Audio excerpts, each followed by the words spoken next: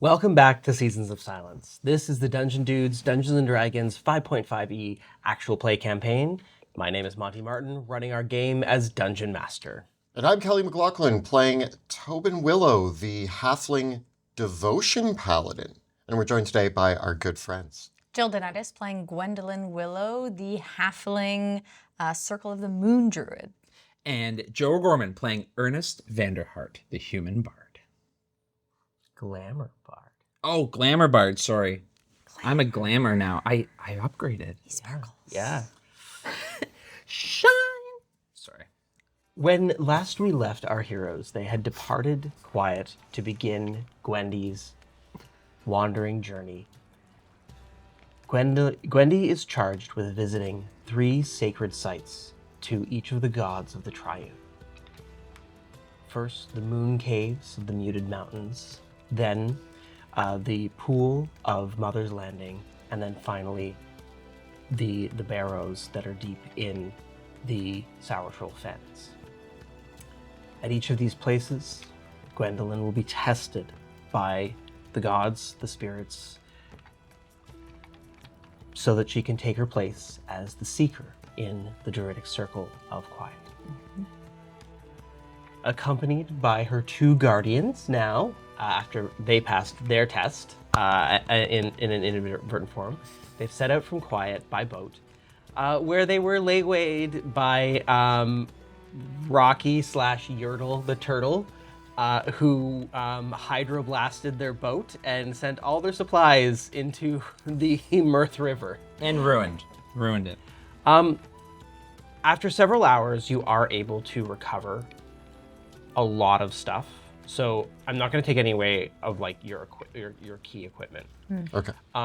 But things like your bedrolls, if you brought tents or things like that, they're waterlogged essentially. Mm-hmm. And well, I'm assuming that yes, you're intelligent enough to pack food for the journey, that knowing that you'd be traveling by boat, that it would be protected against water. So you're not in dire straits, but you're in a situation now where, whereas before you had so much food and extra stuff that it was never going to be a concern, you're basically now in like ration mode. So you're not in any danger of starvation or anything like that, but the result of this situation is that until you're able to sort of repair your equipment and your camping supplies and restock on certain things, you won't be able to take a long rest while camping in the wilds. You'll still be able to you'll still be able to sleep, and you'll still need to sleep, obviously. And each time that you do sleep for 8 hours, you can recover 1 hit die. And you'll gain all the other benefits of a short rest when you do that, and that will stave off any exhaustion. But again, unless you find a safe place to stay that provides food and water and things like that, you won't be able to get the benefits of a long rest, at least while you're in this. And as I said last time, but just to reiterate, this will be a consequence that we'll be exploring throughout the campaign. So when you are journeying in the wilderness, be aware of we're not going to track it in any sort of hard or fast way. Basically, it's going to be a binary state. Like, are you supplied or are you not? And it, rather than being something that you have to track how much you've got, we'll basically say, like, has something happened or are circumstances in such a way that is there. And what I will tell you is that there are going to be other extreme environments in the Silent Valley where, regardless of how supplied you are, the fact that those environments are so extreme, and they're just places where you would not want to camp. Yeah. Right? And so in those places, you can rest in those, like you can sleep there, but you won't gain the benefits of a long rest in those environments. Just a question to make sure that we're all clear on the rules. In the last game you mentioned, like I brought up carpenter's tools, building a hut or something. You said that would take 3 days of time.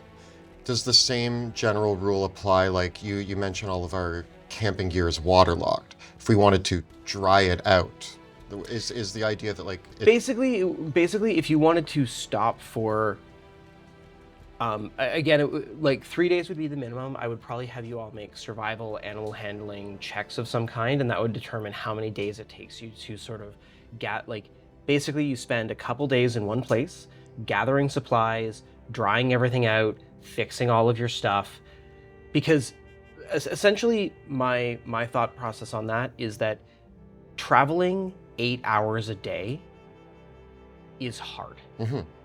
And if you want to travel and in my opinion, traveling 8 hours a day while also foraging for food is a subsistence level sort of thing. And if you're traveling like that and also foraging for supplies, like that is a state where you're not getting a long rest at the end of the day. Like, look at, I don't think that I've gained the benefits of a long rest in a couple days. No, I feel that. Right? And so I think that's how we're gonna run it. Yeah, but if we chose to like stop everything and like let's say in the middle of the woods, we were like, let's just stop and focus ourselves, we would basically be spending time to. And for frame of reference, so that you have a sense of what I mean by an extreme environment, any of the mountain ranges and any of the marshes. So if you go into the Witch Brew or the Sour Troll Fens, if you go into the Grindle Glen, you talked about up north before too, right? Yes, the Frost Fingers, those sort of areas. So like the mountain ranges and the swamps, those are areas where camping, you cannot gain the benefits of a long rest when you are in those areas, right? The environment is just too extreme. Unless we're using some magic or something. Unless you find a location like that is somewhere that has been sheltered specifically, but a campsite in those regions. Like we would have to find a cave, make sure it's safe. Or essentially like in those regions, you would need to like build a base camp. Yeah. Right? Like a campsite that you just set up that night is not going to be a place where you can gain a long rest, right? Yeah. Right. Yeah. If you stayed somewhere for a week, then it would be like, okay, sure, right? Because you've planted, right? But if you're kind of on the move. Yeah. You know, I actually do think that it made a lot of sense that we used our resources, and once again, classic Ernest and Tobin go trouncing into the woods, thinking they're prepared, and then are like, wait. Yeah. This is harder than I thought. Listen, after Drakkenheim, you know that I'm the type of DM that messes with long rests. Yeah. The consequence of it makes things. sense. So I would also imagine that if we tried to sit around and build like a shelter for 3 days, we would also get messed with. Yeah. 100%. Especially if we're like hammering away in the sleeping forest. Speaking of things, so the ceremony was on May the 10th. That was the full moon festival. You set out on May 11th, and I'm going to say that, you know, given the traveling that you've had, it's May 13th. Ooh. Okay. Okay. 3 days. Yeah. So we left on, it's a Wednesday? You left on Monday, May 11th. You left So quiet. it is the Wednesday. Yeah. And at this stage, you have arrived on the riverbanks, leading into the sleeping forest, which are in the shadow of the muted mountains. And so this sort of cradle area of the Silent Valley that is on the far side of the Mirth River, this sort of the southwestern side of the Mirth River is the more lightly settled area of the valley in general. And because like most of the populated areas follow the Mirth River, but they follow along the east bank of the Mirth River because that's the side that the Rumble Road goes on. So you're on the opposite side now, and in this area of the Sleeping Forest, it's actually very lightly populated as well. There really aren't any hamlets or villages or towns. There might be like a lone woods person living somewhere. Now, part of that is, again, the geography of the Rumble Road and everything like that, but another are some of the legends that surround the Sleeping Forest and the Muted Mountains. So tell me, what are some things that your characters know about these places? Or that they've heard? What you say might not necessarily be true, but it's something that is said. I've always heard warnings to not cause a lot of ruckus in the sleeping forest. Why? There's very similar to the woods by Quiet. There's things in there, and we probably know less about them than we do about the woods near us. From what I heard, that the trees are actually the ones sleeping. Yes, and so there's old like nursery rhymes and folk tales passed down that say like you don't want to go disturbing things in the sleeping forest. So you mind your footing, you respect the and so I think Ernest finds himself, he really enjoys these old stories. And so when he's in the forest, he's a little less animated. There's a little bit more quietness to his voice. Like he's in a library or something. Like he's a little bit more reserved. Like he's not as, because there's just, it's stuck with him. I think we've all heard those stories as kids. So there is this, I'm very much picturing this scene where we are actually very quietly traveling, and like not in like a we're afraid way, but it's like we know the stories, and like I was always told don't step on the roots or you'll wake the trees. You pass into the forest, in fact, there's a breeze of wind, and it rustles through the branches, and kind of the branches click together, and the way the wind moves through the branches of the trees, it almost sounds like someone going shh. And every once in a while through the trees you catch a glimpse of the mountains, and it allows us, I mean, maybe you don't, maybe the canopy is really thick. No, I think, especially from the river where there's a little bit more of a clear area, you can see the mountains. And so what's beneficial about the Moon Cave out of all of our destinations is it's the first one, and usually it's the easiest, not easiest to get to because you have to climb a mountain, so it's not that easy. But it's hard to get lost looking for it because usually you can catch a glimpse. We're heading to the tallest mountain. Yes. Which is known as the Stone Sister. And I think we've heard stories that the Stone Sister is everybody's big sister. And so it stands sort of watching over the sleeping forest, watching over these sleeping trees.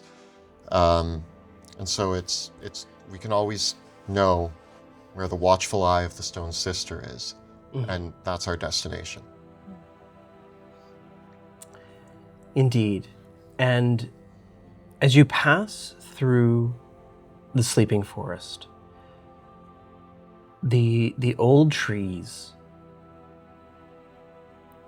you see within their gnarled forms, you see the ancient faces within. Like once in a while, you'll just see sort of like the bark and the knurls on each of the trees. You're like, are almost like very twisted, almost like in a humanoid limb. Or you'll see like this old face, and like the moss is on it, like big, thick, bushy eyebrows, and a beard or a mustache, or like a shook of braided hair, but it's just vines and moss. And whenever you do see these, it is like closed eyes. And as you get deeper into the sleeping forest, the wind that passes through the trees almost has that rhythmic in and out, like collective snoring. Like you are in a room of snoring people. I feel like as we're walking, at least Tobin is like going up to the trees and like just kind of like not touching them or anything, but he's just like going and like observing. I don't know. He's heard stories about the sleeping forest, and I think there is something magical about like Tobin's been a homebody his whole life. He's tried not to leave quiet as much as possible, but he's heard so many stories, and he's like, I don't need to see the world. And now that he's out there, I think he's like really kind of finding the excitement, and like he's like, wow, I'm in the sleeping forest. Fascinating. So you see one big old tree. It's like a big old oak. What about its face just draws you in? I feel like as we're walking, there's one, and it's thicker than the other trees. And below what looks like its sleeping eyes is a huge bunch of like moss that actually stretches off the tree and like curls up. And I'm like, that's got to be a big mustache. Like it just looks like the classic like. And it catches my attention because I'm like, that's like such a unique way for moss to grow. It doesn't usually grow off the tree, and I'm like trying to see if like the bark maybe had like peeled almost to give it a surf. And I'm like, it's incredible that it just. You can actually see that this old oak. There's all manner of like, there's acorns that have fallen around it, and the acorns are huge, like they're like the size of a fist. What? Whose fist? His fist or our fist? His fist, sure. Huge. I'm gonna pick one up and kind of want to keep it. Maybe we can plant this back home. Oh, maybe. Cool tree, big oak tree. Put it in your pack, I guess. As you go to put the acorn in the pack, like you lift it up, and as you raise your body up, you come face to face with a creature. They are this color of mottled green and bark. And while they are vaguely humanoid in shape and form, they have the body of almost like a kind of like that fresh, living, but raw tree flesh, right? Like you know when you cut a branch and it's still growing and the inside of it is more of a greenish hue than anything else. Are they at all similar? We fought like dead tree stuff. No, because this being resembles a person almost fully realized. They are androgynous, but strikingly featured with long hair of leaves. And they look at you, and what's very interesting is that the way their face is framed, the way that there's little twigs that are coming up out of their eyebrows and around their face that are almost like a pair of thin librarian's glasses. And this creature is frowning at you and whispers, "Put that back, acorn thief." I set the acorn down. Terribly sorry, I didn't mean anything by it. And the creature regards you. Their eyes are this almost like strange hypnotic sort of look to it. Like they're just pools basically within its face. And as they regard you, they say, they look at they see your both your acorn but also your badge. Oh. And they say, "I would have expected better from a guardian." I kind of step forward and say, "Well, he just became a guardian. He's still learning. We're so sorry. It should have been my duty to tell him what to expect. Apologies." And the creature shifts their weight a bit. Says, "Well, Wanderer, you are welcome here in recognition of the old pact. But mind the acorns, the seeds, the pine cones. do not touch them. Understood. Terribly sorry again. It's very important you don't wake trees, please. What was your name?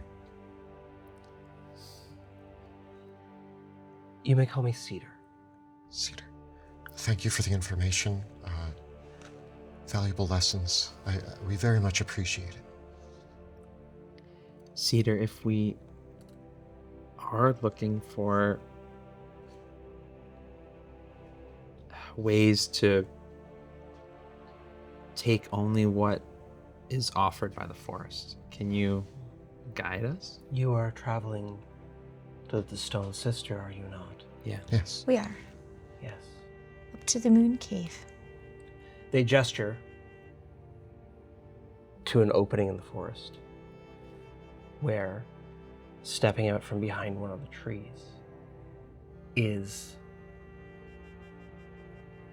a massive horse with a silvery horn. Amethel will lead you to the moon lanterns. Follow the path through the woods and do not stray from it. Can I ask one more question? We lost some of our supplies on the river. Do you know of a safe place that we could rest if it takes us days to get there? The creature ponders and says, I have never heard of a wanderer being ill-prepared for their journey. It is not your right to take things of the forest here. Only that which is on the path is for you. Okay. Well, we've already run into a wee bit of trouble, so it's not that actually he was over-prepared, so if anything, he's now only mildly unprepared. We had a run-in with a large turtle who took some of our supplies. And Oh, you met Rocky. Yes. yes, He's quite hungry, that one. Yes. I hope you paid him his respects. hence why we're a little less prepared. Well, once again, please mind the trees. You wouldn't want to wake them. Of course not. We want to respect our time here in the forest, and if there's anything we can give back from our missteps, please let us know. Just make haste. All right. But don't make noise. Thank you, Cedar. Now I really regret not taking past drinks. Whoops. You'll be happy to know that earlier on, I gave up mending For what? for In case we broke a branch or something, or Oh no. no to fix all our. all of our Yeah, gear. that would have been really helpful. Yeah, gave that up real early on. But that's neither here nor there. Let's Right. just stay on the path and follow the Amethel. Amethel. Is this a unicorn? Do we know what a unicorn is? Or does this horse look injured? It's got a spike in its head. Do we need to help? I this feel like unicorn? unicorn's one of those creatures that like, Yes, it is, but you have never seen Never one. seen no, of course not. Do we know what cedar is? What do you think Cedar is? Some sort of fae. But I think that I know the idea that fae live in the forest.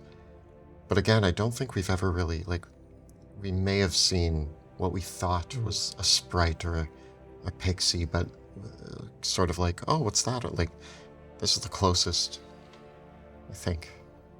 As Gwendy, as you know, your status as now the Wanderer means that such creatures are more willing to make their presence known to you than they might otherwise be willing to do, and grant a little bit more of the The Fae that dwell in the forests and the places of the valley, one of the responsibilities of the druids is that the druids are the ones that are essentially the negotiators. They are the mediators, because the Fae don't really trust humans and other folk. But the old pacts and the old promises essentially are there to say that if you have a problem, like the druids will be the one to sort of mediate it out. Yeah. And from what from what you understand from the stories that Una and Edda and Rowan have told you, that was a very hard-earned trust. That the stories do tell of a time when humans and halflings first came to the valley. They took very recklessly of the valley, and so the valley responded in turn, and so that became the origin of the druids. That they were the ones that sort of mediated that peace between the two the two notions of the worlds, and as a result of that, that is also why the druids sort of stand apart from both. Yeah. Right, which is the price of that. Yeah. Right. I feel like there's a balance, like we've figured out the balance, but whenever there is a take, there has to be an offering to give as well. So there is always that balance of respect. And I imagine, like, in that time in history when I was reading or learning, there was a time where we had to give more because we took too much. So there was a period of give in order to reach this place of balance. On the other side of it, one of the things that you have also learned, though, is that the one of the things that you've been taught to remember, though, is that although the spirits are powerful, they do not have the capacity for destruction that humans do. And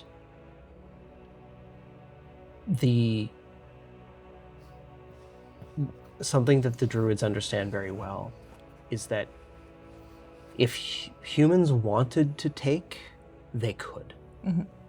And the Fae, it would be costly, but they would take and take and take and take and take and take until there was nothing left. Yeah. And that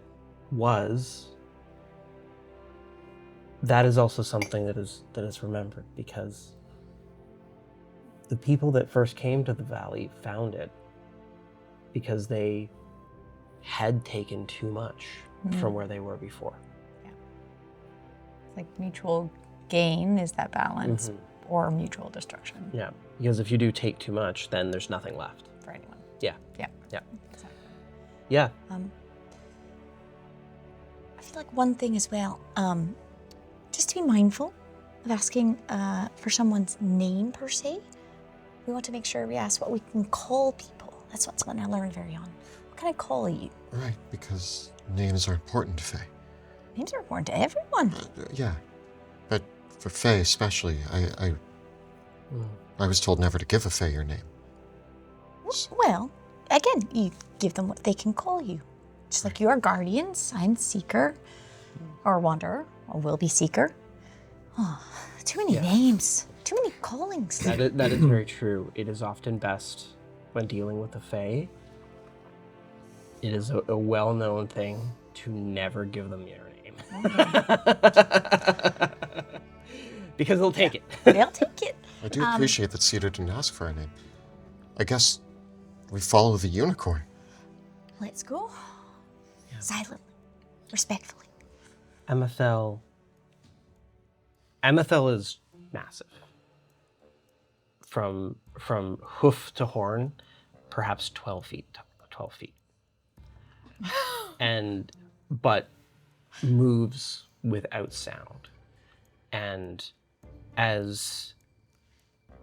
But the only thing that you notice as Amethel moves past trees is that some of them yawn as Amethel moves past them. Like the faces in them? Or Yeah. Yeah. Amethel, be careful. This is incredible. Amethel leads you through the forest very carefully. And so, how do each of you make sure that you're being careful as you move through the forest? Well, I cast guidance on you. Thank you. I don't necessarily need a stealth check, but you could do that. There's lots of ways to be quiet and respectful while you move through the forest. Yeah. I think, I'm carrying the big backpack with like a pan and a bunch of stuff on it. So I do think that before we set out, I actually came and I like tucked things in so that they weren't like clank, clank, clank as I was walking. And I've like tucked everything in and like given it a few shakes so that it's making like less noise. Okay, give me a survival check. I feel like packing your, yeah, that tracks, right? Mm-hmm. 13. Yeah, you tie things up really snugly, right? And make sure that any clanking God. I was parts. gonna say guidance. You did give me Yeah. guidance, so 15. Okay. no, I can only have and guidance any to one idea. clanking parts are well strapped down. Yeah. What about you, Ernest? Look, I've performed in some weird places. Beer has been spilled. People leave things on the stage, and my performances are quite eccentric. So, learning to navigate over like obstacles has become almost second nature. So, I feel like Ernest is just tapping into, this is I can't trip. This is like Okay. I gotta stay so on my feet. acrobatics? I mean, acrobatics, performance, and stealth are all the same bonus. So Okay. I feel like there's a mix of those Sure. classic. Stay light on my feet to get a 15. Okay. Yeah, you remain light on your feet. And Gwendy, what about you? I mean, Gwendy's used to walking through the woods, but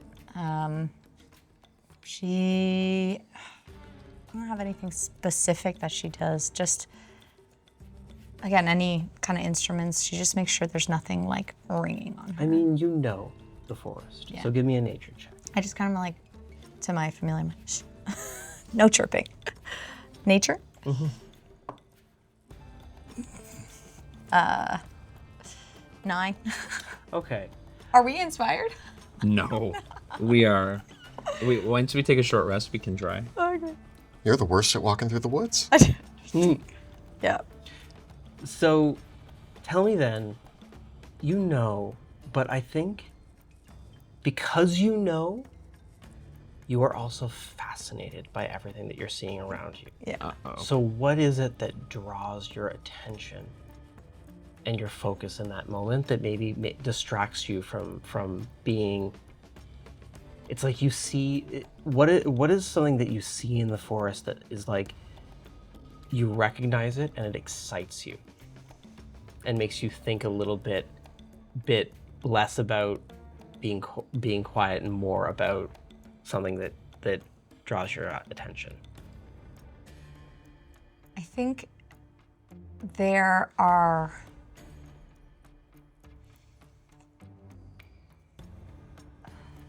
Is there like a butterfly I'm thinking or like like- something that's floating through? I was thinking like the like, floating you- kind of like lights or dust, like I imagine as we're following because the unicorn is in front of us, there's like a glow, but it just illuminates pieces of the forest like herbs or mushrooms that like I'm seeing just all the life that I don't see in the other forest. And I'm like, I bust out my like drawing journal and I'm just trying to like capture it all because Wendy likes to sketch as she's going through the forest. So she's like trying to sketch and she'll like kind of trip over something and then want to sketch that. And there's just a moment where Amethel just turns around and looks right at you Close my book and put it away. I imagine too that you've And fallen. you know what I behind. imagine actually in that moment? You close the book just a little bit too loud, and the unicorn is just like, really? Sorry. Once in a lifetime, journey opportunity.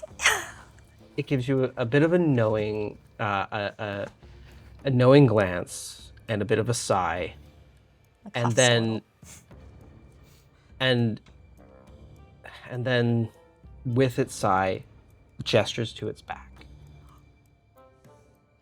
Oh, yeah. Oh my goodness. Okay, how am I gonna get up on a 12-foot unicorn? We boost you. I boost you. Toss me up. Quietly. Yeah, obviously. we create stairs. I put out my hands, you put out your hands, and And we've done this before, Binding on my shoulders, that's like one of the first tricks we learned. So Yeah. I just like, you use my shoulders, then my head, and then like, I take off my hat so you can like step on my head. Clamber Yeah. Okay. That's our like go-to acrobatics move. So you, riding a unicorn. so you travel through the wood, and eventually you come to a place where there are several old stones where soft blue lights are illuminated on the lanterns that mark a path through the woods. What are the lights?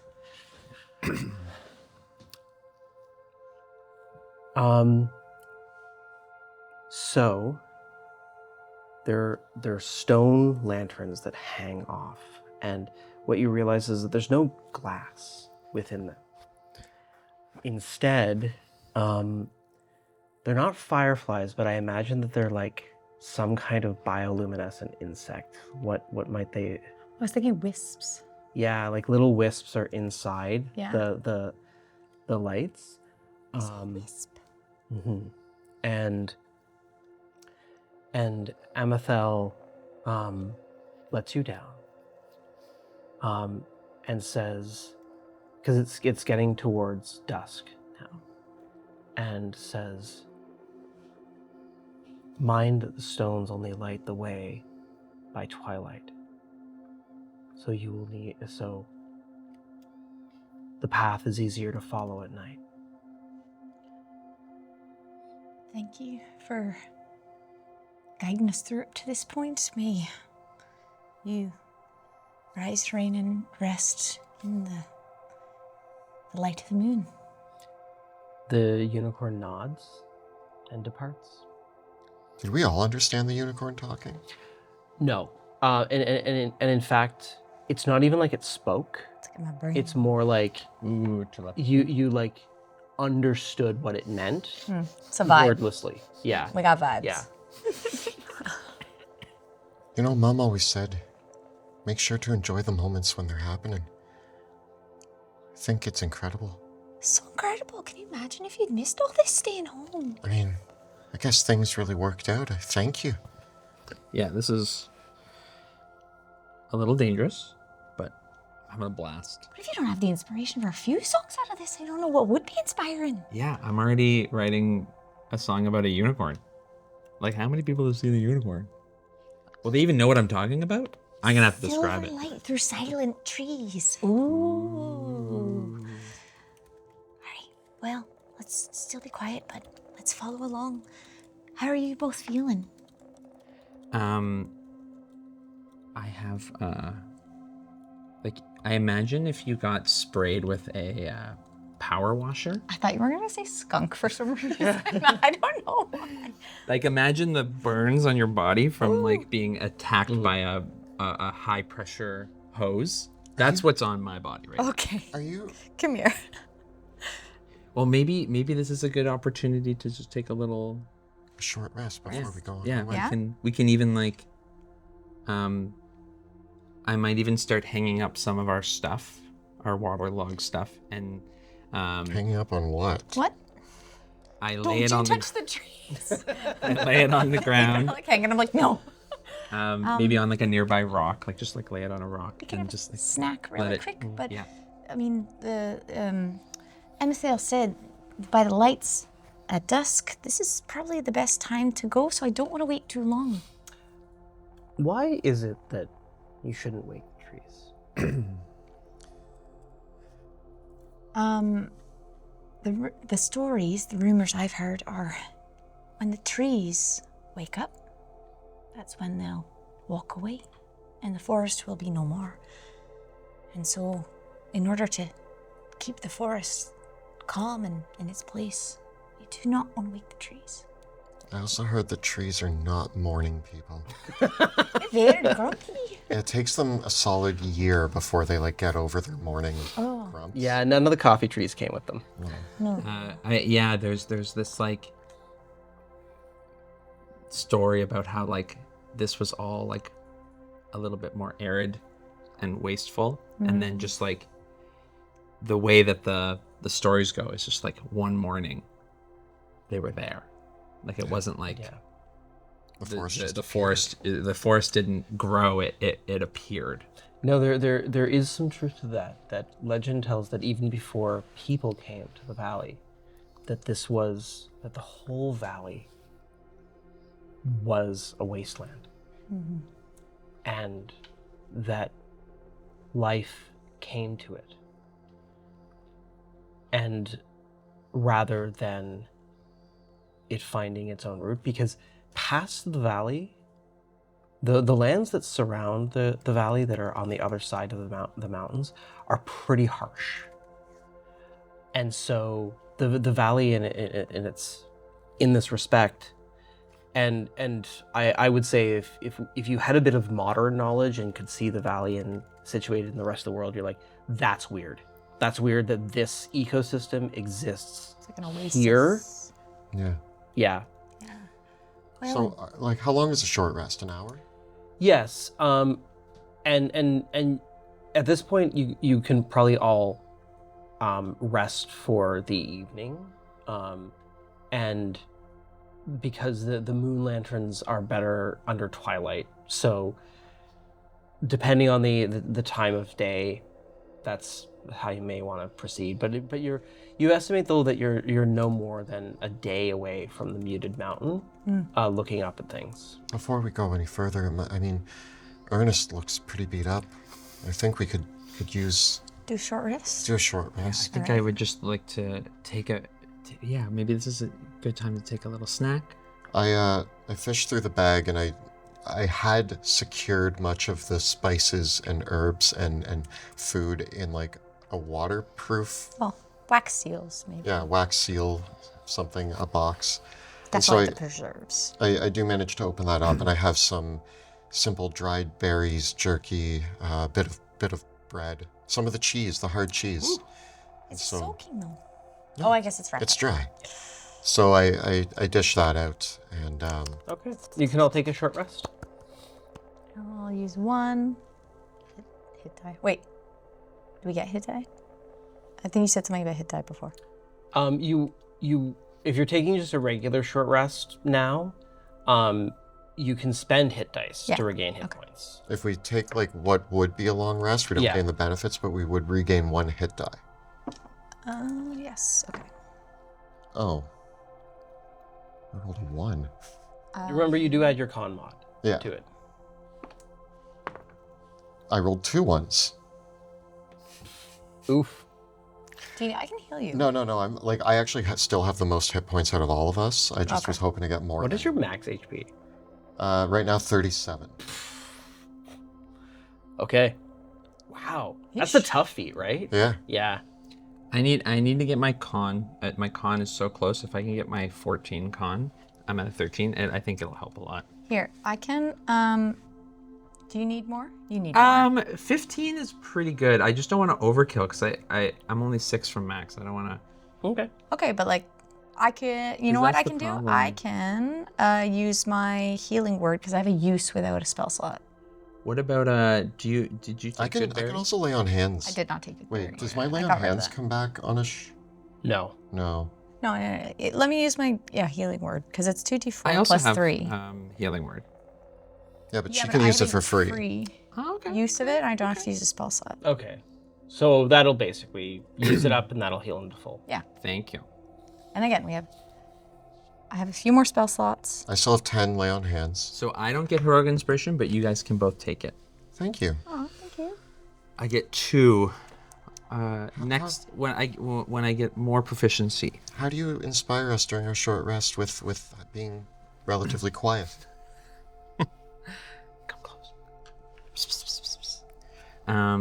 I sing you my new song about Emerald?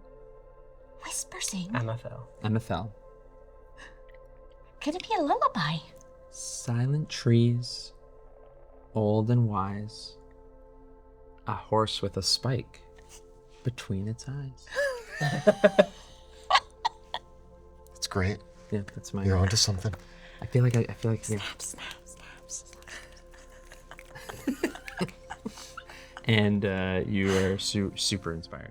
As you say the lullaby, one of the trees that you're beside yawns and then starts snoring loudly. Rest, trees, rest. Oh. Okay. It's amazing.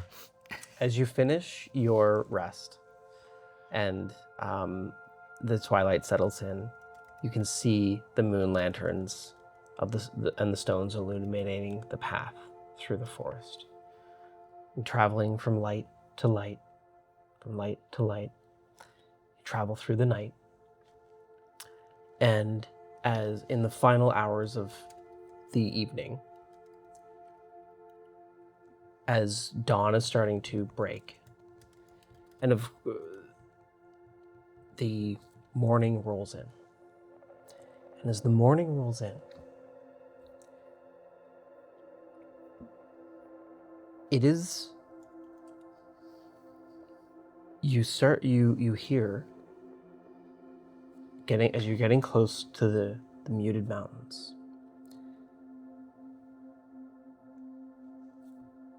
You hear the sound of thunder.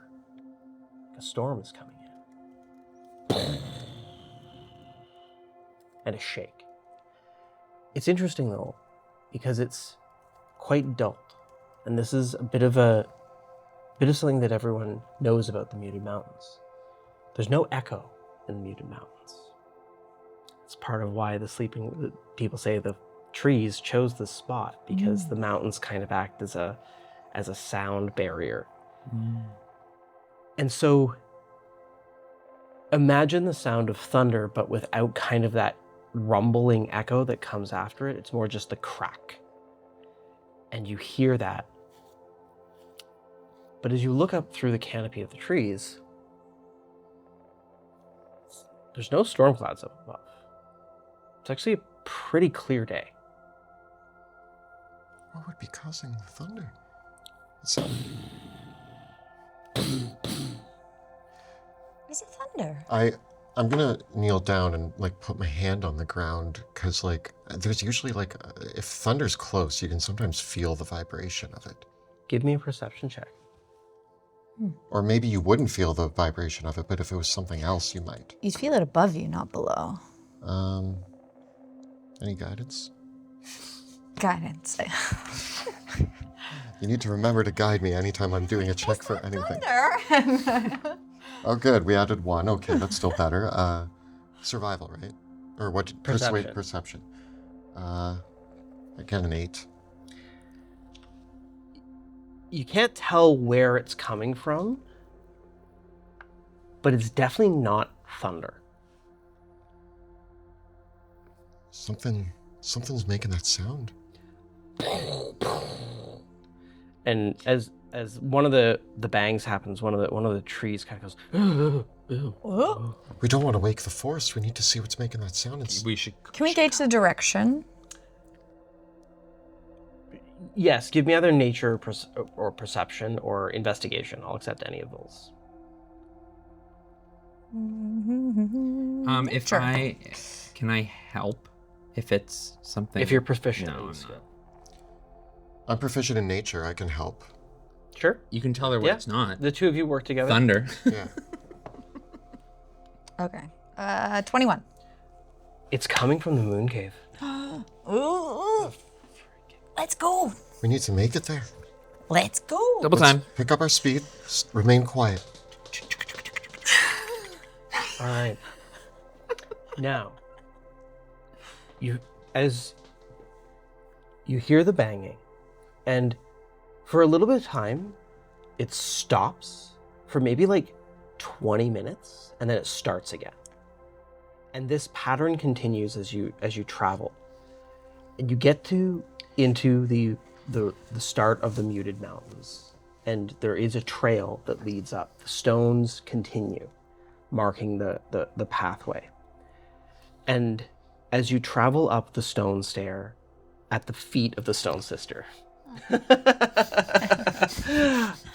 the feet. It's good luck. We just kind of like run by. Yeah. We had spend more time.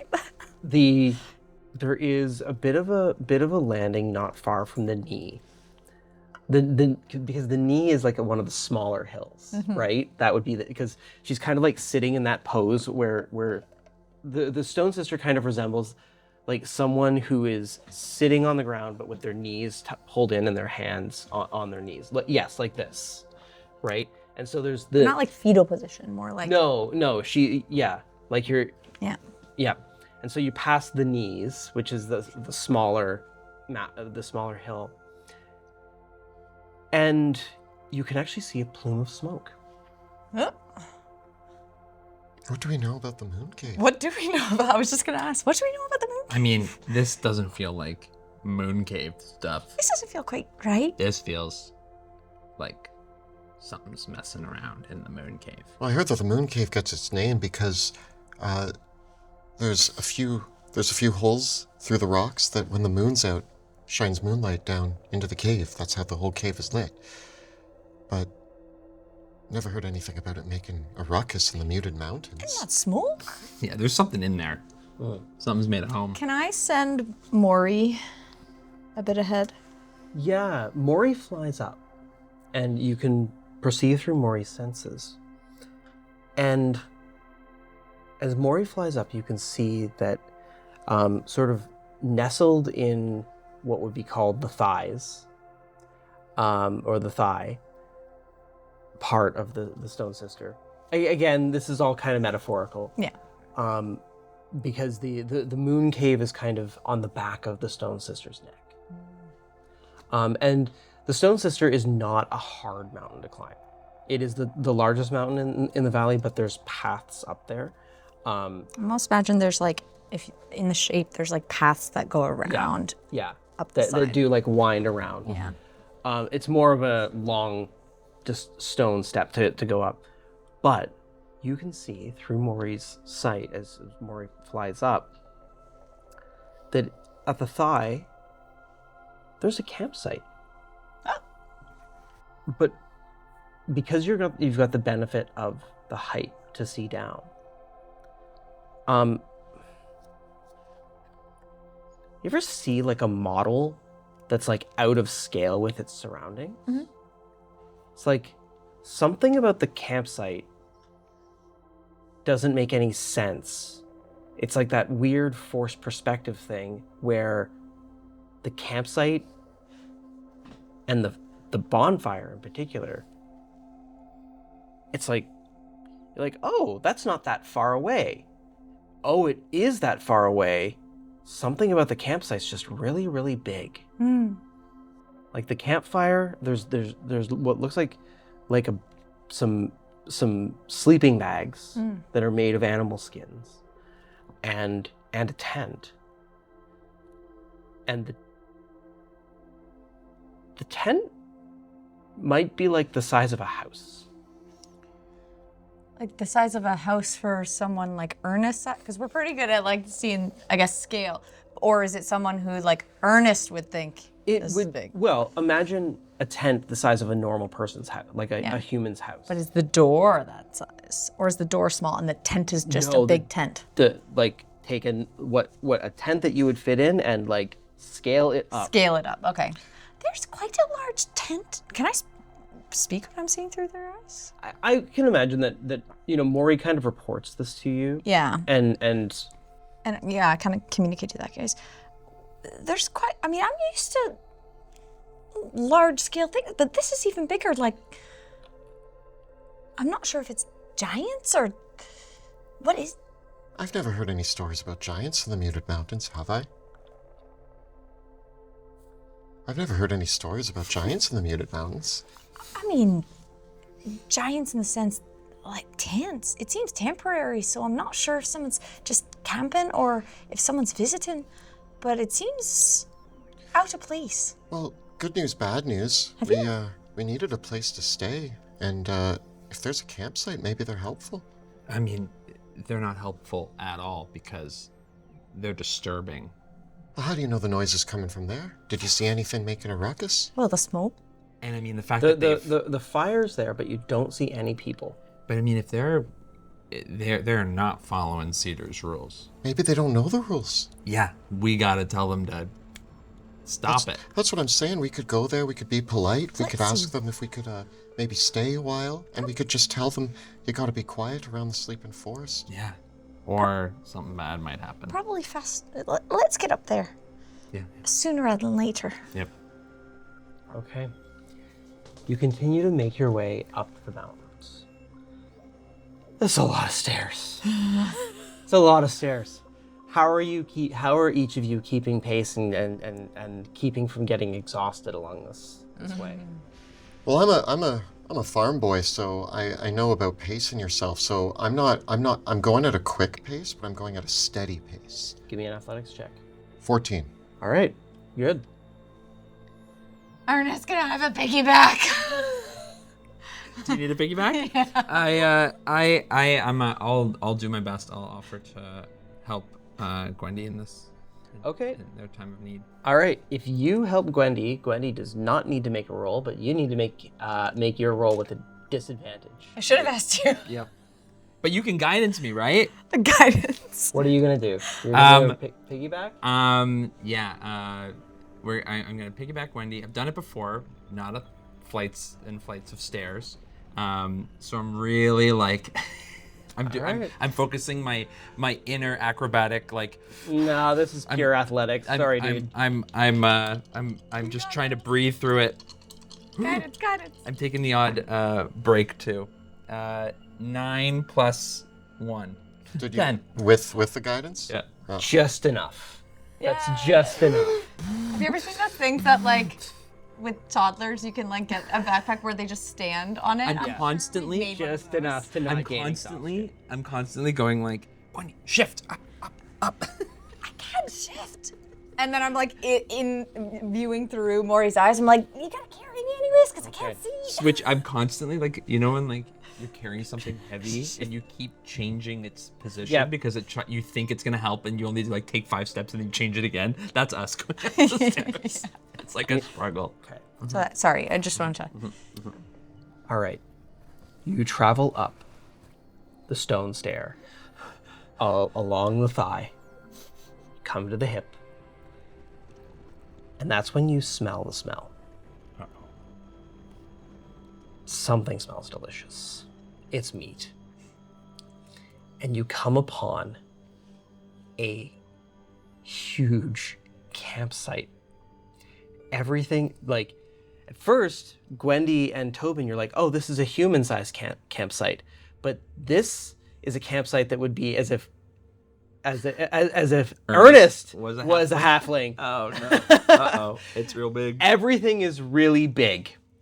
There's a huge tent, and there are barrels and crates that are filled with pork, mutton, a whole barrel of pumpkins and apples, and there is a big cart as well that has all of these foodstuffs and supplies in it.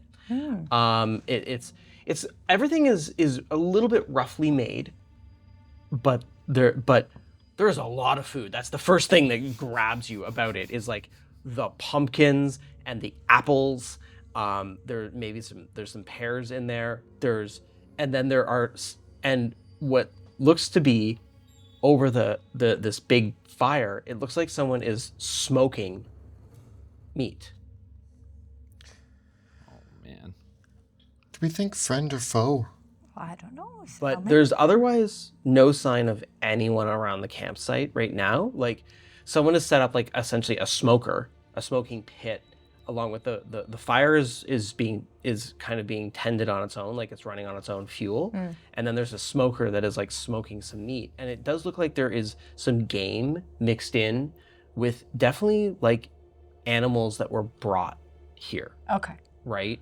Like animal carcasses that were brought along. And yeah, there's pumpkins, there's apples, there's like squashes, there's like a whole huge sack of potatoes. This is enough food to feed like 40 people for a week. Because that was going to be my question is like, can I look around and kind of gauge like whether there's like footprints, like how many bedrolls, like what size of Okay. group? Give me an investigation check.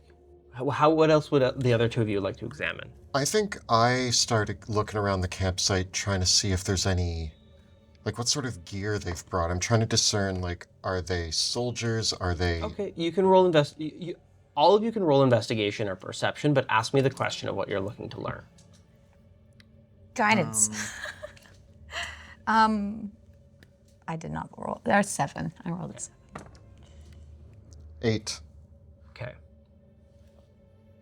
I'm still on your back. Guidance. The concern is like if these things are bigger than us, like they're not human. And I don't think I've met anything that's bigger than me that's not like a monster or a beast.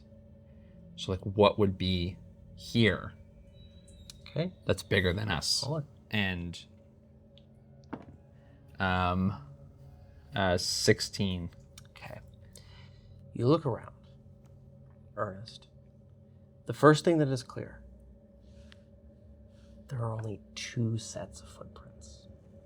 But it's when you find the massive pair of underwear that are there's like a laundry line. Oh no. and at first you're like, oh, that's a bed sheet. No. Those are underwear. Have we looked in the tent yet? Looking in the tent, there's nobody here. Yeah. They're probably airing it out because it's the daytime. It's the daytime, right? Yeah. The camp is otherwise desert. Like it's definitely active. People were here. It looks like whoever was here had breakfast here. They're rather fastidious. Like it's not a huge mess, but there's lots of supplies, lots of things, and the only thing that you see is that there's 2 carts. One of them is filled with food. The other cart is packed with suitcases and furniture. Like there's a big old chair. There's like a disassembled bed frame and a disassembled huge table and chairs. There's a crate that is filled with linen, with massive linens and several boxes filled with various massive pieces of clothing. Somebody's Moving. moving in. Well, I don't know if they're moving in. They're just taking a rest and keep along on their journey. I mean, if you were just taking a rest and not moving in here, then you wouldn't climb a mountain to rest. Well, they're unpacking their furniture. They haven't unpacked their furniture yet. Yet they're settled in. So I think they're just camping and supplying. But we don't know who they are. But why would you climb a mountain? Well, maybe you want to live up the mountain. That's what I'm saying. Yeah, but they're not probably living right here. No, I mean moving into the moon cave, Oh, I don't know.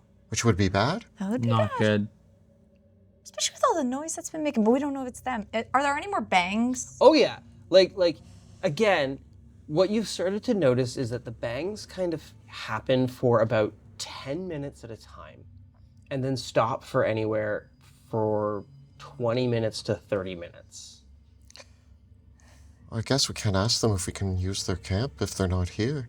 Well, I don't think we need to go see what's going on We do. up in the cave. They need to stop banging, and they can't move into a sacred druid site. Question.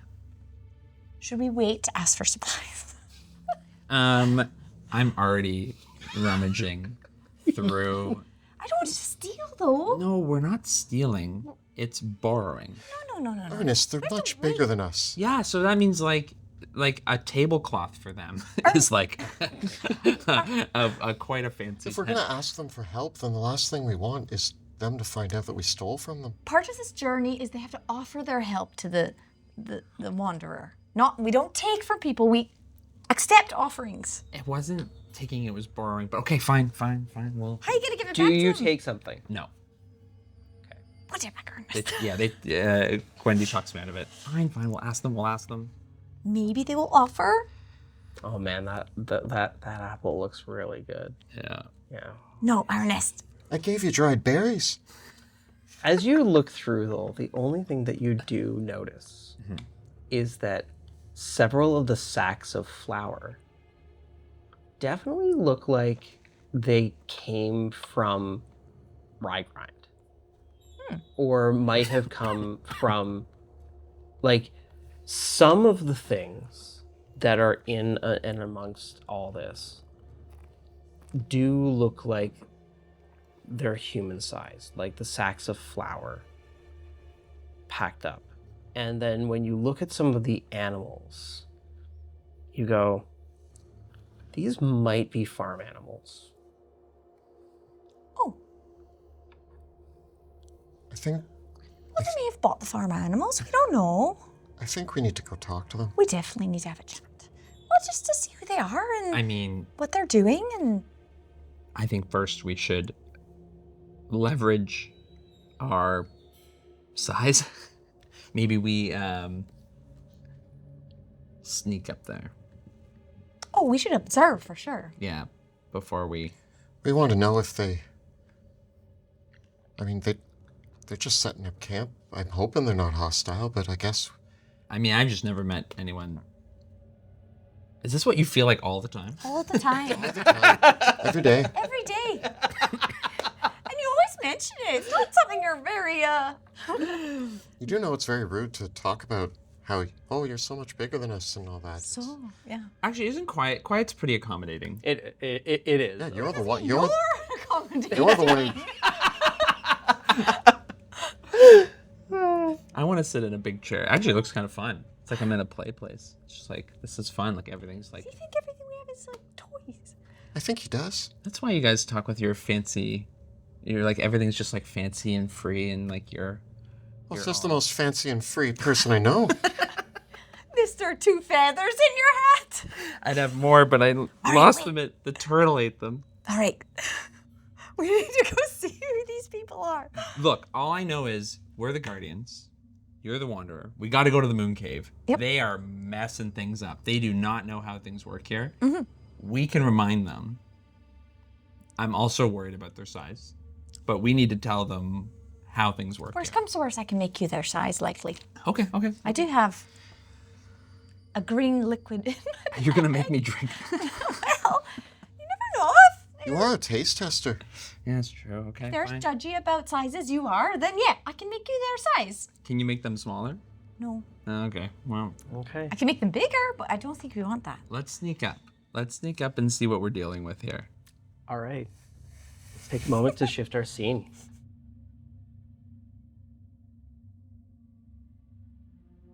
So, you travel past the elbow, up along the back, to the back of the neck, where the entrance to the moon cave lies along the Stone Sister. This is the scene arranged before you. It is so like her neck, because of the way that her neck is, it's a gentle slope up here, right? And there is a singular rock that etches out from it that is the crook in the neck. Above, and this is where the lantern lights end, where there is old stones and archways that are built here to mark the moon shrine at the entrance to the moon caves. And you can already see depicted in amongst here are now, increasingly as you approach, you see the statues of the watch wolves that watch over the moon caves, which are stone figures of massive wolves that act as sentinels over the place. And as you come up to the scene, the gently sloping neck up to the crook in the neck of this great rock that looms out over the entrance to the moon cave, what you can see is that the entrance to the moon cave is sealed by a massive pile of rocks and a boulder. Sealed shut. And as you approach, the thundering booms, the banging continues, because you can see that there is a colossal man, nearly 20 feet tall, and he has a big sledgehammer. And you can see he's wearing a big pair of trousers and a shirt. And actually his shirt's been taken off. He has suspenders and he's draped them over one of the watch wolves. And he's got the sledgehammer and he's hammering the rock that's at the entrance to the moon cave. And you can see the beads of sweat drooping down his face. And his big shoes are off, and beads of sweat are just going down as he's taking the sledgehammer to this rock. Boom, boom, boom. Meanwhile, basking down is a equally tall, 20-foot tall woman. And you can see that she's got several barrels of water and ale and a crate of snacks, and you can see that she's taking this big rag and she's cleaning the sweat off of her head. And as you approach, you can hear the two of them are arguing over something, but he's still banging away.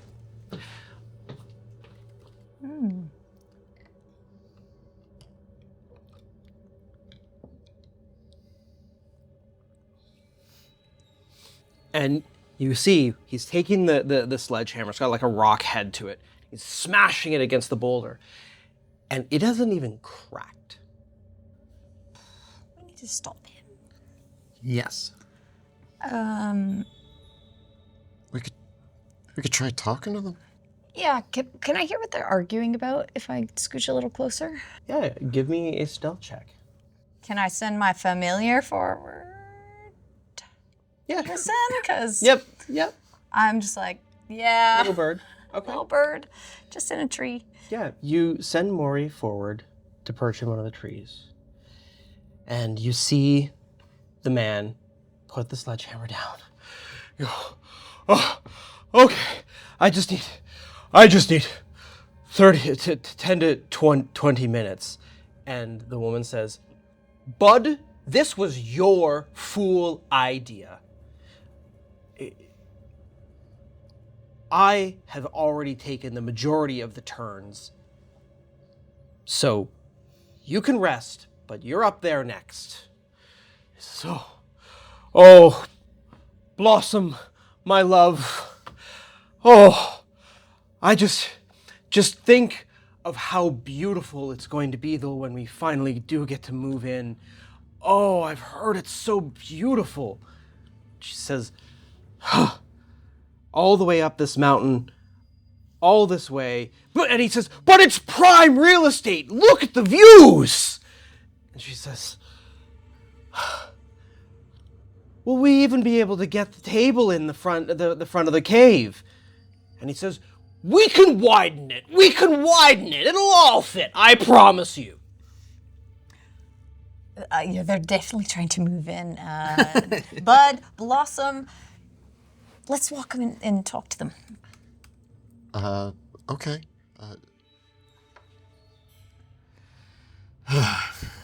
Nicely. They both look at me, and I'm just standing there watching these giants. They look over. I mean, you're the best at talking. Can you maybe just let them know that this is a sacred site, and maybe there's got to be another way to open this. We were meant to come this way, so. Okay, we don't have to open it for them to move in, but We want them to stop banging. We want to at least talk to them about it and see that they know. All right? Ernest, go ahead. Ernest. Ernest, greetings, nice. You're taller than us. You want to take this opportunity to cast guidance on Ernest? Guidance. I just push him in. I'm trying to like think about this. Like, look, what if we channel our inner fae? We play some tricks. Maybe we can scare them off.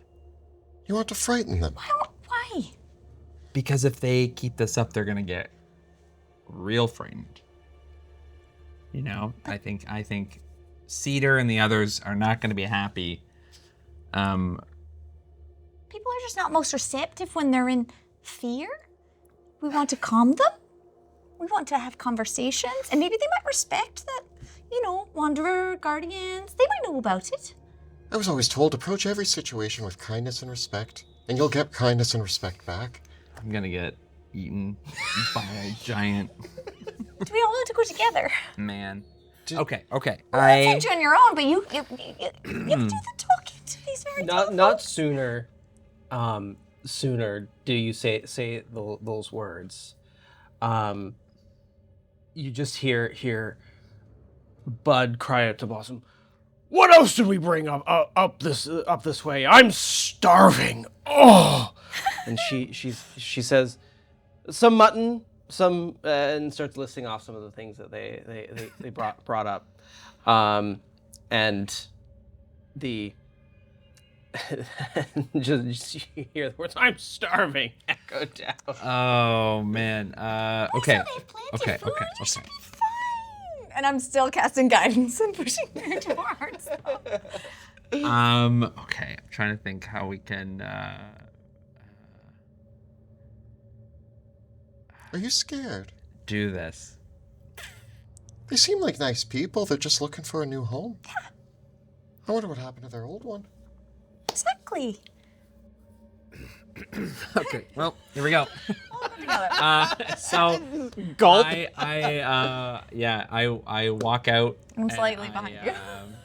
Okay. I'm going to approach the woman. Hello. Ahoy! Greetings, tall woman. You're doing good. It looks like you're remodeling. What brings you to the Muted Mountains? She, as you approach, she turns around, and she says, and she sees you, and her eyes go wide, and there's a strange expression on her face as she kind of eyes you up and down, and she says, "A tiny man's here, Bud. Why, hello, tiny man." Hello. Welcome to the Muted Mountains. He's quite tiny, isn't he? I am a guardian of this place. What is he doing? The man puts his hammer down and crosses his arms. You can almost see there's like a bit of a red expression to his face. And you can roll me an insight check. Oh, this is not my cup of tea, but yep, 6. Okay. I have no idea. No idea. And she says, "Well, we're moving, and my lout of a husband, Bud here, thinks that this cave will be prime real estate. We heard about the Moon Cave, and he thought that it would be the perfect place for a respectable giant couple to settle down and start a new family. And, well, as you can see, it's not going very well. He has got it into his mind to start renovating the front door before we've even moved in, and it seems like we can't even get in. So we've had a very frustrating couple of days trying to find a place to live. And I must say, I am getting very sick and tired, Bud, of sleeping in a tent. He says, Blossom, my love, I'm doing my best. Look, I think you're giving it a fair shake, and congratulations on this brand new adventure that you both are taking. But I can tell you right away, I know why it's not going to work. The two of them exchange glances, and Bud says, You shut your mouth, little man! You shut your mouth before I decide to make a meal out of you! That was exactly my fear, but you just have to know that it's not you, it's the moon cave. This stonework is not made for reshaping. Look, you've got that limestone and that granite. I mean, it's gonna get real cold in the winter, real hot in the summer. You know, I think that your ambitions are great, but this is not where a respectable couple like you would want to relocate. Give me a persuasion check. You have guidance. Guidance. Do I have the little You're doing great. pushing me from behind? 30.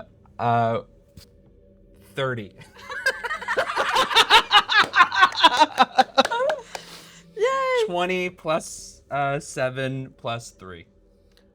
Blossom. You said exactly what I was thinking this whole time, Bud! I told you this! And he said, but it'll give us plenty of... Blossom, my sweet dear, it'll give us plenty of space and room and think of all the play space and all the lovely forest for the children to play in and all of the things. And she said, Bud, we have traveled for weeks from our home, come all of this way to indulge your foolish aspirations of living in a mountain in a cave like we are our parents.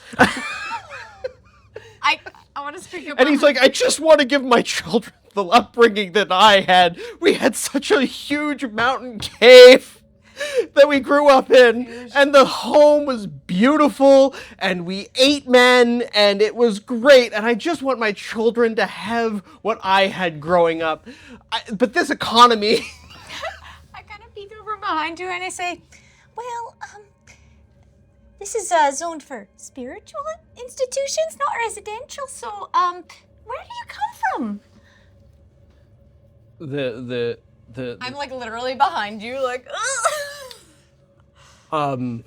They say, oh, we've been traveling for quite some time, the two, I'll say, and, well, we had to move. Troubled times, troubled times. You must be very tired from your journey.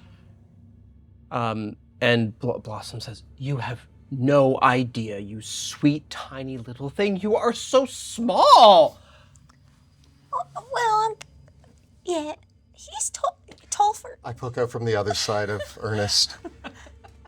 Oh my, they're bite-sized. What do you mean bite-sized? What happened to your old home?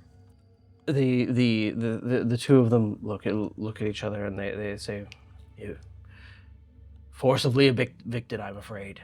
No. Where was that?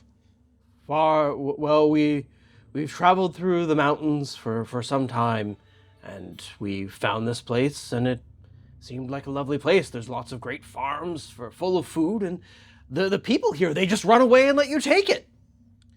It's not like the people where we come from. Not like the people where we come from at all. Well, I'm terribly sorry to hear that. The small ones where we come from, they're far, far, far nastier than you all. You all just, all the people down here, they catch sight of us and they just run away, and it's lovely and great. But where we come from, you small little folk, well, They're a lot pointier than you. I'll just say that. Pointier folk. Here in the valley, we all work together to give each other what we need and take what we need. And...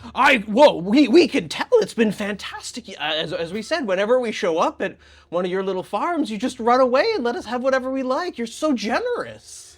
There is some things that you might want to know about the valley, though, since you're new here. Oh, really?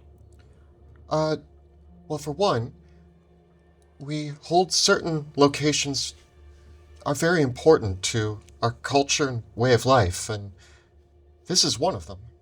There is just a look on Blossom's face as she looks at Bud, and it is just like the "you ignorant man" sort of look. Like you could just see that he is and he is getting embarrassed.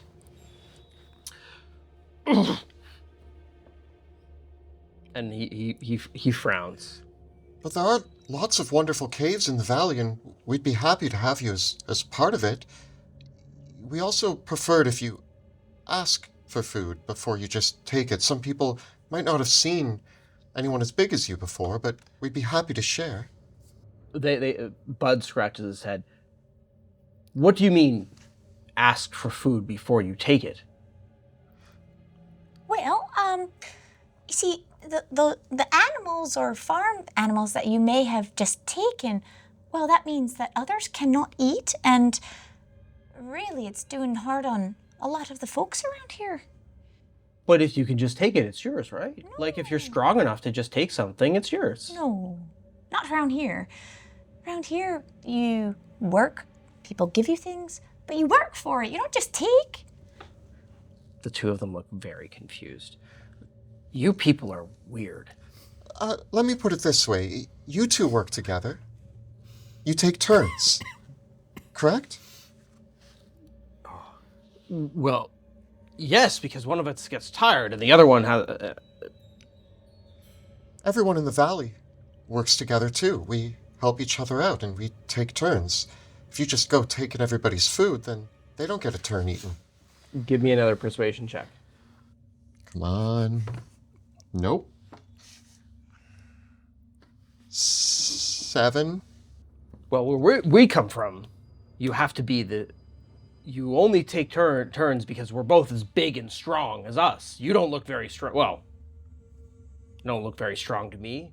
Why should I take turns with you? You couldn't even lift up my hammer. How can you... The only thing that someone as tiny as you can help me with is my breakfast by being it. Oh. People have more to offer than strength. Go. Yes. And Or nourishment. and Blossom says, yes! Meat! Well, I mean, for one, we came here and we're extending an invite. We're helping you get used to the valley, and we have information. We're welcoming you. We're here to help. Why, that's very, very generous of you. We've said we've been blown away by the generosity of everyone here in the valley. And that's why maybe you shouldn't think of things the way they were where you came from, and maybe it's good to learn the way that we do things here. We're also here not just to help, we help everyone, but we also help the forest too.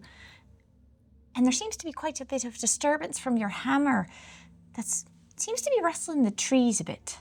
What do you mean, wrestling the trees? Well, they're sleeping down there, and they seem to be stirring a bit. Who ever heard of a sleeping tree? Me? Us? Yeah. And respectfully, there's a lot of places you can bang and make noise. As you look to expand. Yeah, we're just gonna let that one go. We're sort of the we're like the Caretakers? yeah, we just want to guide you towards better pastures. This is not the place that you want to set up. Look how I mean, I can already tell you that the sun's not going to hit where you want it to hit. Now if you look just across the map. The map. Just like I want to point to like a further away mountain. Like imagine on The coal pits might not be a bad place for them. a nice like you Also you fish. have some coal pits are down isolation. You have Yeah, like down here. Right? They're in the bottom. Yeah. Yeah. have much less to worry about. I believe that a lot easier to shape. And full of roomy caves. Roomy caves. Really? Yes. Roomy caves, and I bet you even thinking about the things you've taken, you know, you could probably get a lot more for your services. You are quite strong looking. And I bet you people will give you a lot more than what you can take if you actually help them out. Huh. So, where are you saying to go? Do we have a south. map? Yeah, Oh, sorry, I meant Like, are we party. physically carrying a map? I imagine that you are carrying this. A giant map. And so there's a lot of nonsense. But as you move south, you have some great lakeside views. You also have an opening towards the southwest, and the way the sun is gonna hit those peaks. Mwah. Without the concern, and I know it's hard to grasp, but this sleeping forest carries some ancient magic that we really don't want. And we're not even like the spokespeople. When they come walking around, they're a little bit more pushy. Give me another persuasion check then. We'll even say Guidance. guidance. But I'm just like, Well, remind them that they shouldn't settle in the first cave that they find either. There's much better real estate. There's so much better real estate. 30 again. Wow. Okay. I really want to sell that them is on a this. like you. So, you definitely nailed this, and they say, and Blossom says, well, bud, I'm convinced. These coal-pick mountains sound fantastic, and if there's lots of good coal there, we could make steel. And he goes, oh, we could set up business. We could be, it could just be like old granddad. And you see the excitement between the two of them. And he goes, oh, but that's such a long way, Blossom. We've got a long journey ahead of us. And she says, oh, yes. And she says, but these folks have been very nice. Surely they can show us the way, and we'll need a snack along the way after all. You three come with us to the coal picks. Show us a nice mountain, and we'll be sure to make you into a nice, fine snack along the way. Oh, no, thank you very much for offering, but we actually have our own journey and our own snacks, and it looks like you have plenty to eat. We did go through your camp and saw, we didn't touch nothing, but We you're have to plenty walk by set it. up. Give me a persuasion check. Can you guidance yourself? I can. Can't I? Technically, yeah. Ta-da. Well, I'm gonna need it.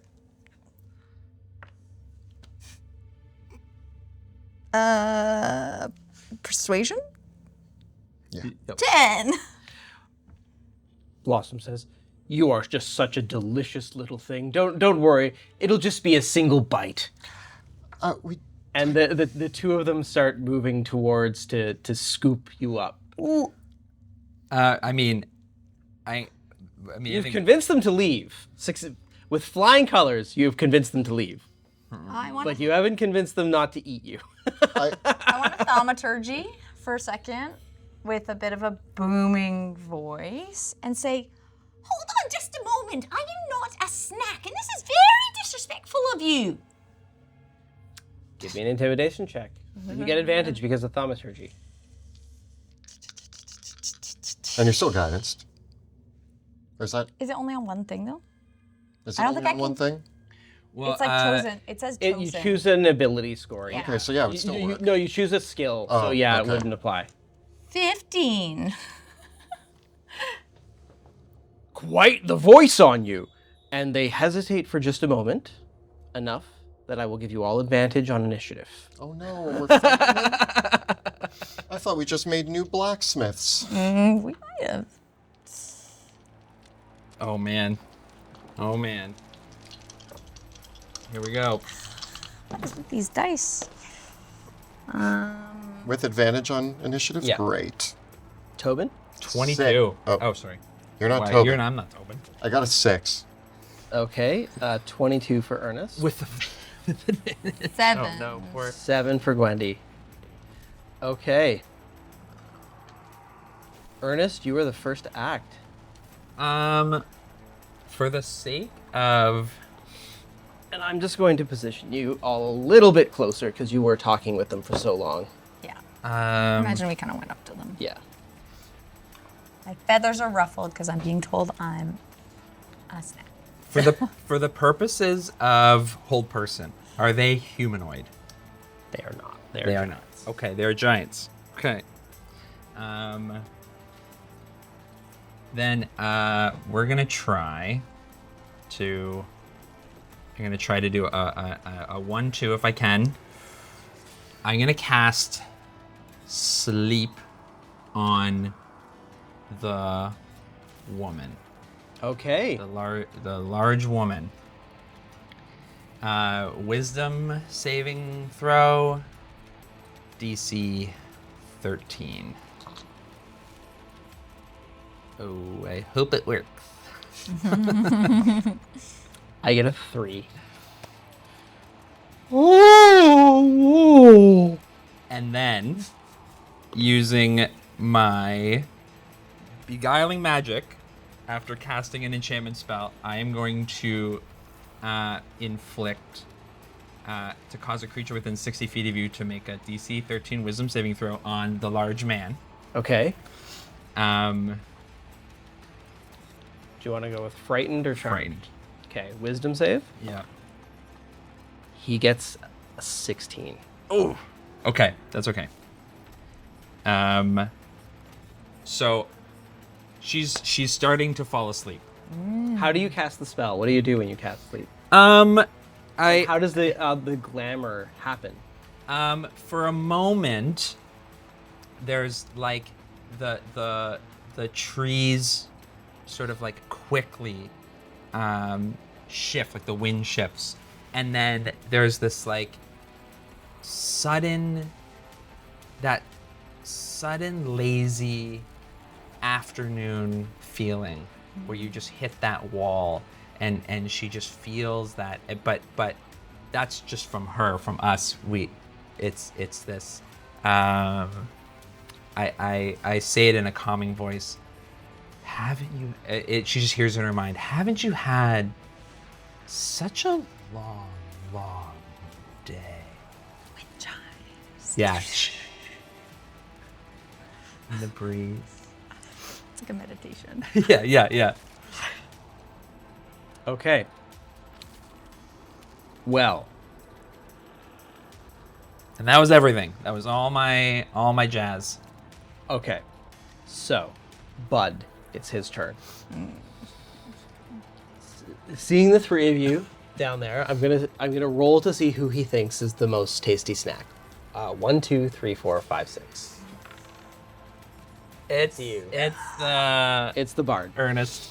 Ooh. He He's steps too down from the hill, Yeah, he looks. I look more chunky. and as he steps down, he reaches over to where his clothes are, and he picks up. There's a big sack, like a sack there, and he reaches out, and he just puts 2 fingers on either side of your head to pick you up. And he's gonna try to grapple you. So give me either a strength or dexterity saving throw. You can choose which. I'll do Dex. Dex save. Ooh, I only get a 9.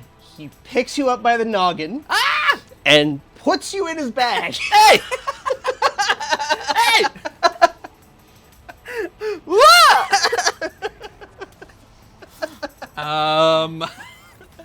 Goodbye. Woo! So I just Yeah. disappear Yeah, into a bag. yeah, into a bag.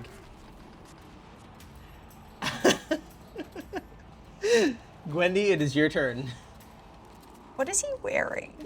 He's wearing trousers and he had like a big shirt with suspenders. But he's taken the like this because he was working with the big hammer. He's put his hammer down. Oh. Yeah. Okay. Then I am going to. You're good for health, right? Okay. I'm gonna say. You are disturbing the moonlight, and I cast Moonbeam on him. Okay. What do I need to do? You need a con. Yeah, what does Moonbeam do? We haven't seen Moonbeam yet, So right? a silvery beam of pale light shines down in a 5-foot radius, 40-foot high cylinder centered on a point.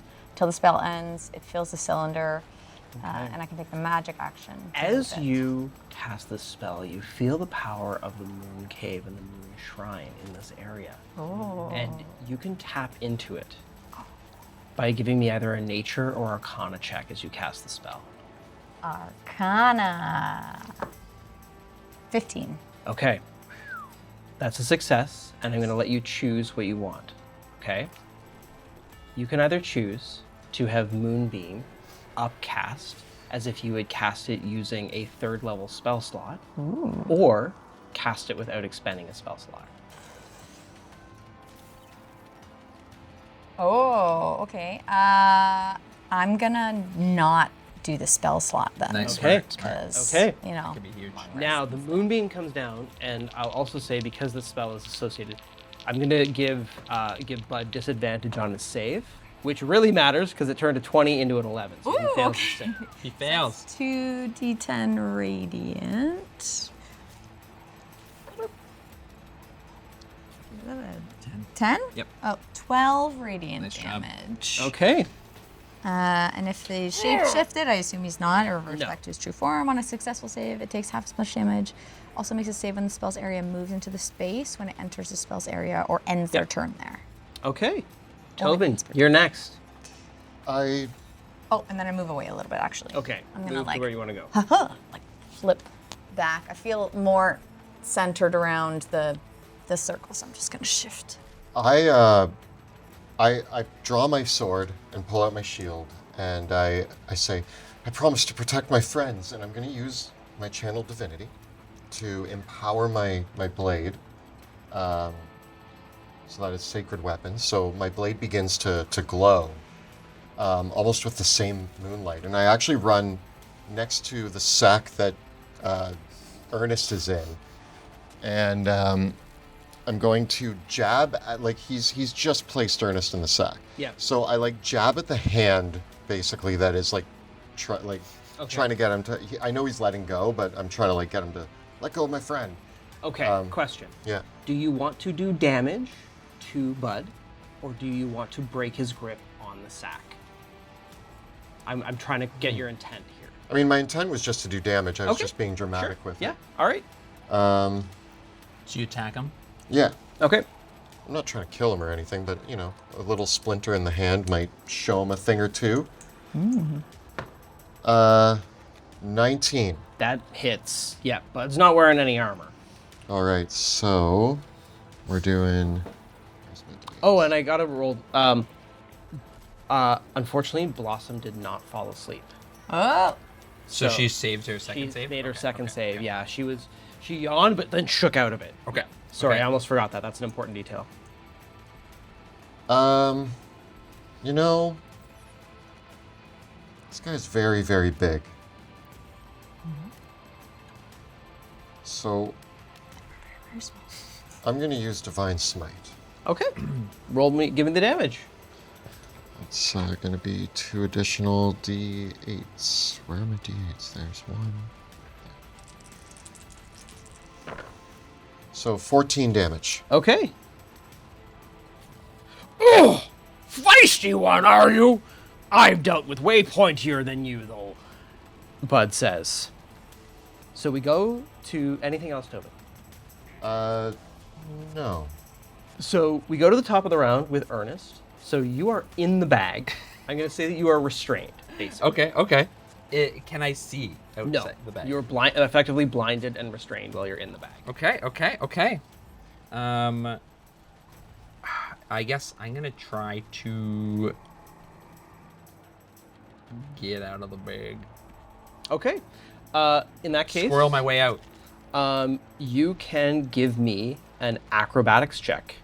I'm gonna try to like get out of this bag. I get a 22. Okay, so you start to sort of squeeze your way out, and you're able to like fumble with one of your daggers and tear a little bit of a hole, and you fall out of the bag. And you clamber out of the bag, and Bud goes, "Tricksy, are we?" That was not kind, especially to what is essentially your real estate agent. I have found you prime location in the Coal Mountains, and you are being rude. And you hear Blossom sigh, and she says, "Bud, you can't just put them right into your bag. You've got to knock them out first. We've got to keep them fresh if we're going to have them as a snack."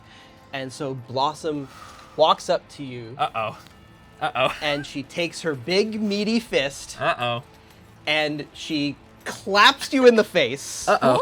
I'm going to use my reaction to put my shield up, even though that's not going to do, but it blocks Sid from hitting his head directly. Okay, I actually rolled 2 2s, so she misses with her first slap. Oh. And then she kicks you in the ribs, getting a 28 to hit. I get kicked in the ribs. Okay. Yeah, how far do I go? You just get knocked prone, and you take 22 points of bludgeoning damage. That knocks me out. Okay. You don't have to make death saves because they're not trying to kill you.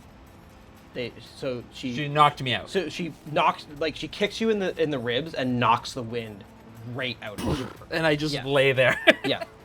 I'm out. Yeah. And Bud turns to you, Tobin. Uh-oh. And he just takes his fist and he goes bop right on the top of your head. Getting a 14 to hit. I roll out of the way. And then he tries again with his second attack, getting a 27 to hit. He hits me. I rolled into his next hit.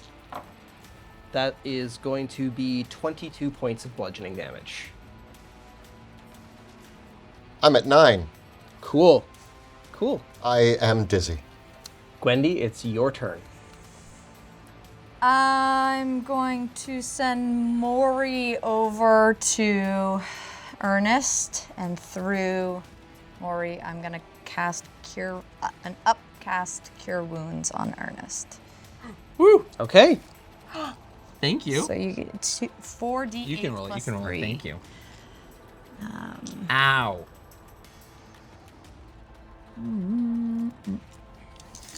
I liked my ribs. 14. Sorry, that was not a very good one. No, it's great. Thank you.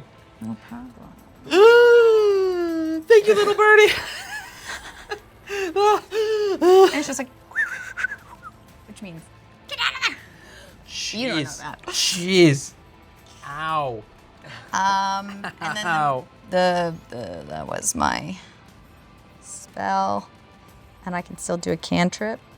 Oh, I would have taken damage from Moonbeam. Actually, I made my con save for his Moonbeam. For Moonbeam? Yeah. Okay. Nope, that's it. That's all we're doing. I'm gonna move back a little bit more, trying to get in, just like, You were never... I moved back. Yeah, you moved back. Okay. Yeah, can I move down a little bit? Yep. It's because I'm kind of gaining, like, Okay. my staff. Tobin. I'm going to try something here since now I know how hard they hit. Yep.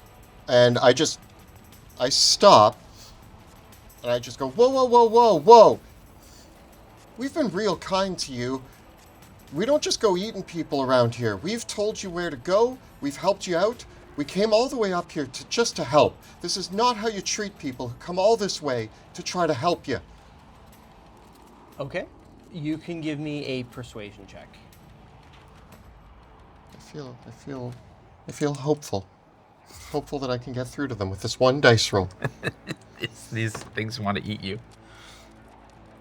15. They say,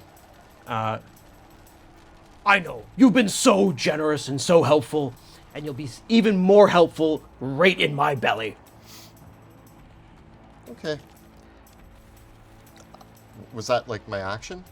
I'm not going to take your action from you, but I was looking for a 20 on that check. Yeah. Yeah. That's tough. I swing with my sword, I guess. Okay. I don't think I'm gonna just leave Ernest here by himself to get plucked and taken, so I'm gonna protect him. Thank All you. right. Okay. That's gonna be a 24. You also have your glowing sword. What does it do? So actually, yeah, it was 26. It's more than enough to Yeah. hit. Yeah. It just gives me a +2 to Oh, to to hit. hit? Do you get any damage? No, just Okay. +2 to hit for 10 minutes, I think. Anyway, I'll check. But yeah, we're all good. We're doing 4 damage. That'll learn him. I stab his ankle. Okay. He goes, well, we go actually back to the top with Ernest. Ow. Okay. That hurt. Let's put my I fix my hat because, jeez Louise.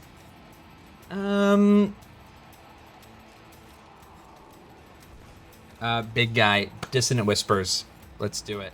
Okay. Wisdom, 13. I'm gonna cast it. I roll a 13, but I have a -1. Woo! I'm gonna cast it, with my second level spell Okay. slot, because I need. I'm almost out of first, and let's see if I can finally do some damage and give you a shot at hurting the bad guy. Sure. Just swing! Don't let him hurt us. A lot of ones. 9 damage. Whoa! Now, does this also trigger your other feature? Well, I already used it. Oh, I see.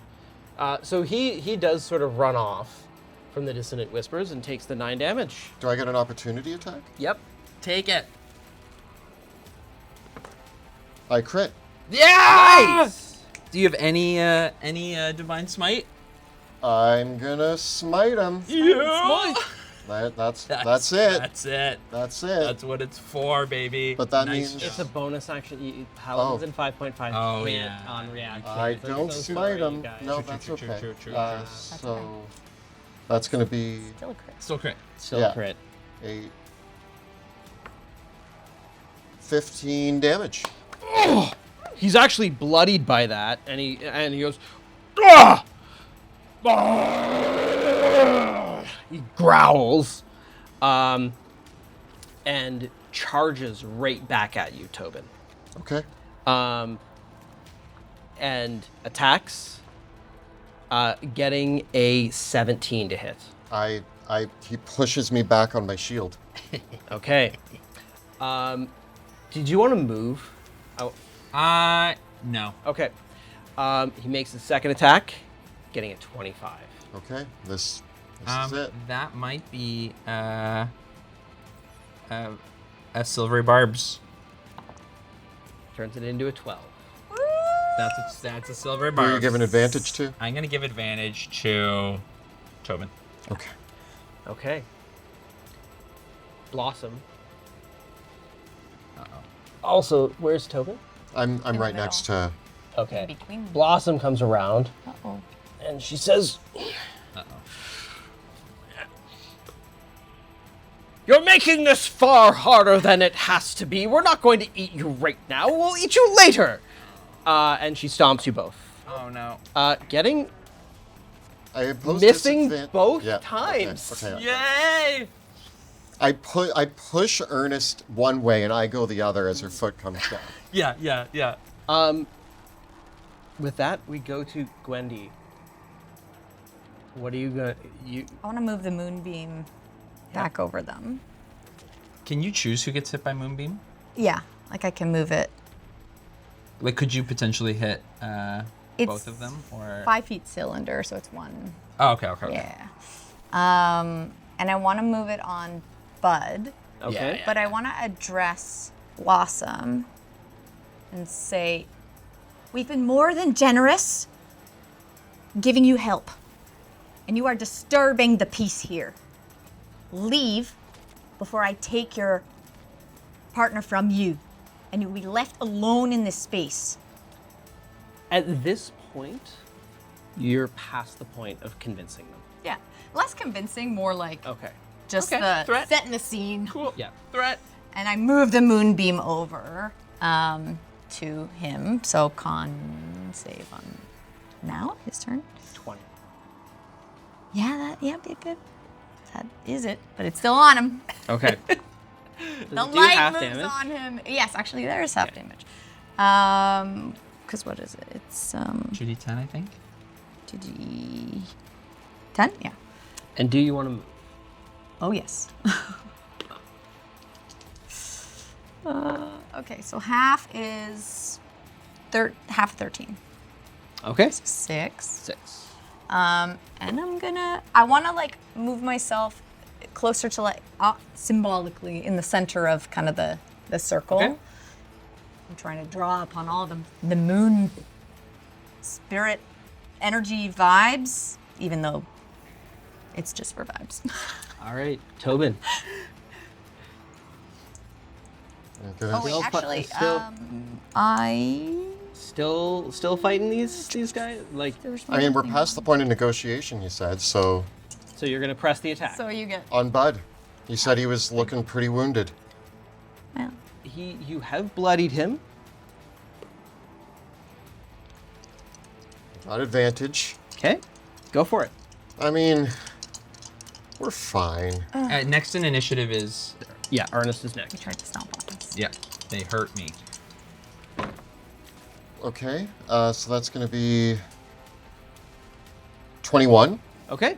and I'm going to Divine Smite. Go for it. Yeah! So I hit them with my glowing blade. I hit Bud. Come on. 14 more damage. Okay. You can see the sweat, bits of blood from the stab wounds, and bits of his flab and muscle. But he's still kicking. He's a big giant. I'm going to yell stand down, but I know he's not going to, but... Gwen, so now we go back to Ernest. Uh, Do you want to move? I'm sticking next to Ernest. I'm going to protect my friend. I don't leave anybody. Nobody left behind. okay, I'm gonna try to buy us some time. They're not. He didn't get his weapon back yet, right? He's just been. They've just been slapping us around. I'm gonna cast command with a 2nd level spell slot, and have them both grovel. Grovel? Okay. Why not flee? Well, If they're groveling, they can still make opportunity attacks against you if you try to move away from them. Question is, what do we want to do with them? yeah, Want maybe them to we go do away. want to run. Okay, you know what? Yeah, maybe the in case there's a chance, let's flee. Well, if they fail, They both fail their saves. then they run away slightly from us. Okay. So, well, on their turn. Sorry. Yeah. So, it on won't- their it turn, won't which happen is till their turn is next. So you tell them to flee. They spend its turn. Get moving away from me! All right. And they go, whoa! And the two of them, they both use all their movement and they dash. Their speed's 40 feet, so they're 80 feet away from you. We both would get opportunity attacks. Yep. But do they only do this for the one round? They do this? Yes, for one round.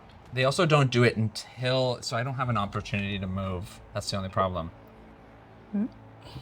Yeah, they don't do that till their turn. But it is their turn now. So on their turn, you can take a shot at Bud. All right. I'm gonna take my opportunity attack, going non-lethal. Okay. Okay, yeah, I hit. I got a 19 on the die. So close. So it's 8 more damage. All right. Sounds good. I guess I don't have anything else to do with my reaction. Can I stab him as well? Can we both Sure. like take a shot at him? Yeah.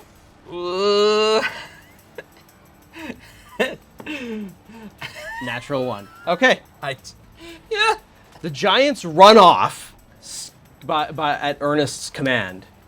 And then they shake it off and they look at each other and go, "What are you running away for? What are you running away for? Get them!" Womp womp.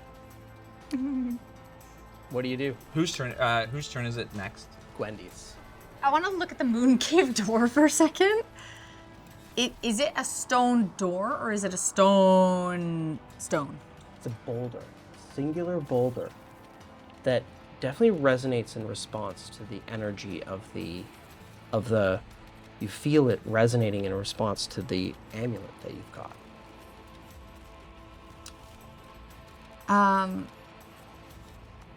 Yeah, I want to try to like maybe use the energy from the moonbeam to try to like. Oh, I don't know if there's like magic to open it or. Which amulet? She has. The wolf head amulet. Oh. Actually, then I'm gonna run over to it. I know I'm further away, but Yeah? I just want to like dash up. Do-do-do-do-do. Like, Yeah, and maybe like use as I'm trying to get as close to it as I can because I know they're gonna be coming back.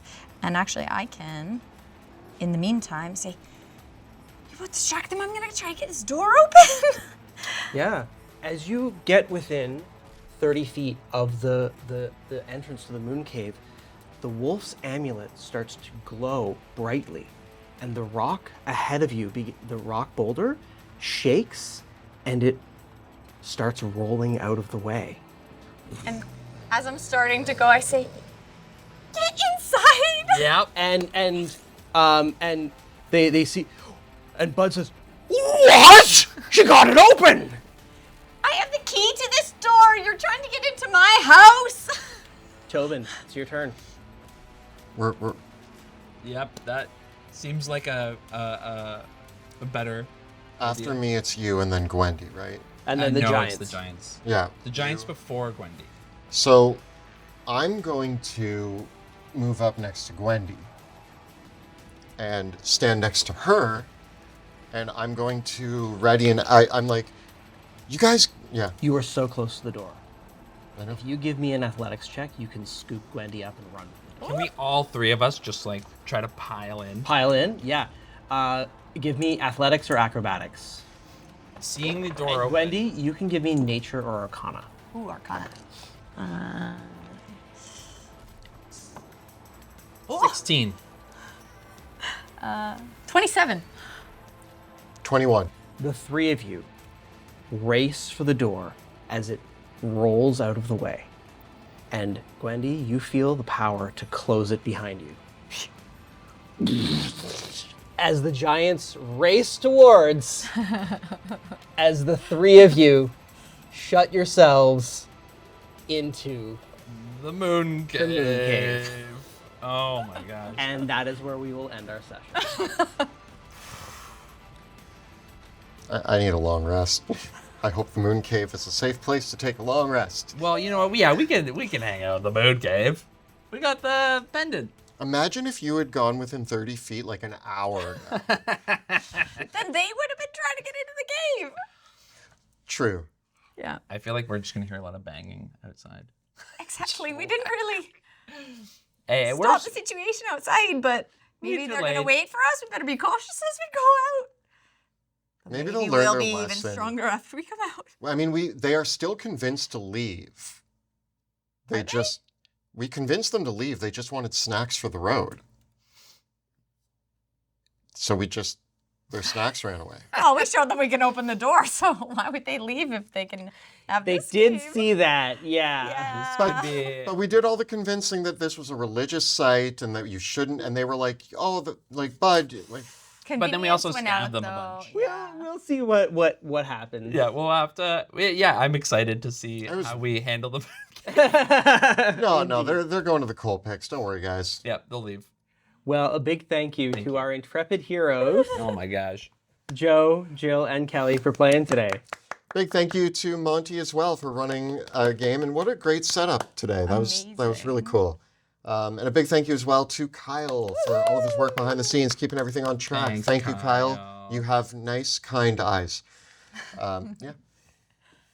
And a big thank you to all of our Patreon supporters for making all the work that we do here possible. Our patrons are so amazing, and we thank them from the bottom of our hearts. If you want to catch next week's episode now, you can subscribe to our Patreon because our patrons get early access to all of our videos, both our actual plays and our series, in addition to extra actual play series where Callie runs games, bonus videos, cast hangouts, all sorts of cool stuff and behind the scenes content. So sign up right down below.